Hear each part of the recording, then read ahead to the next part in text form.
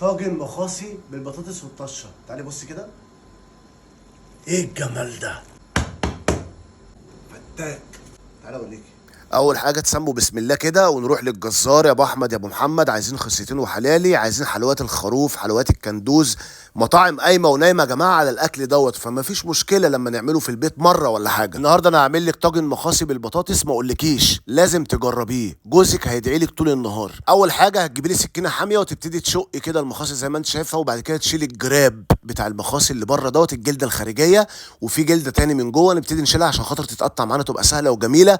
احنا هنقطعها زي فكره الكلاوي كده، هنقطعها قطع صغيره، وهعمل لك النهارده طاجن الزفاره ملهاش مكان ما بيننا. خدي بالك الحاجات ديت لو ما اتنضفتش كويس واتعملت بنظافه في البيت هتحس بريحه زفاره، او ممكن البعض يعني يقرف ياكلها او كده، زي فكره العكاوي والكوارع والكلام الجميل اللي كلنا ولادنا ما بيحبوش دلوقتي. الحاجات دي لو اتعملت في البيت بنظافه وشموا ريحه نظيفه صدقيني هيتجرأوا على الاقل ويمدوا ايدهم ياكلوها. وخدي بالك الحاجات دي مفيده جدا، يمكن كمان تكون افيد من اللحمه نفسها.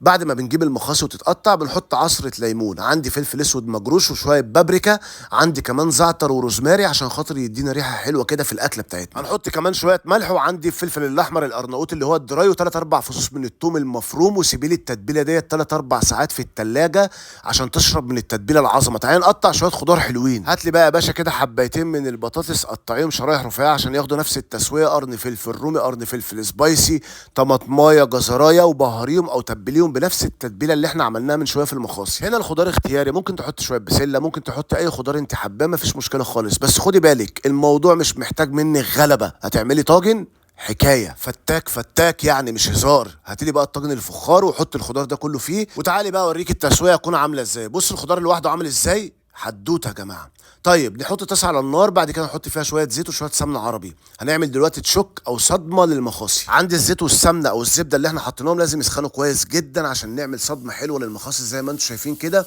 وخدي بالك بقى لو قالوا لك السر في المخاصي او في الطاسه قولوا لهم الحديد بيجيب لنا الخلاصه. هعمل لك طاجن هتاكلي صوابعك وراه. بعد ما عملنا الصدمه زي ما انتم شايفين انا بزود هنا زبده او سمنه عشان انزل في قلب الطاجن بالزبده والسمنه على البطاطس والخضار بتاعي. عايز اقول لكم الريحه هنا روعه الروعه يا جماعه. بنزل في قلب الطاجن كده زي ما انتم شايفين، وتعالوا نعمل شويه صلصه كده صغيرين عشان خاطر يدينا برده طعم كويس.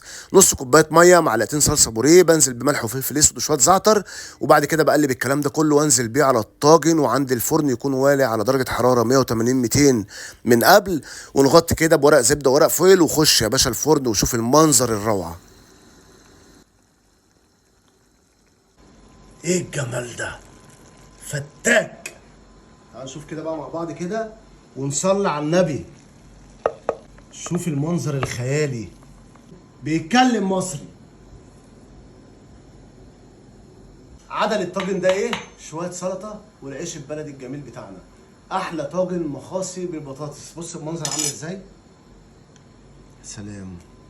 انا هوريكم بس ايه لقمه الحديدي. حته مخاصي، شويه خضار، ما اقولكيش بقى على الفايده بتاعته، شويه سقسقه كده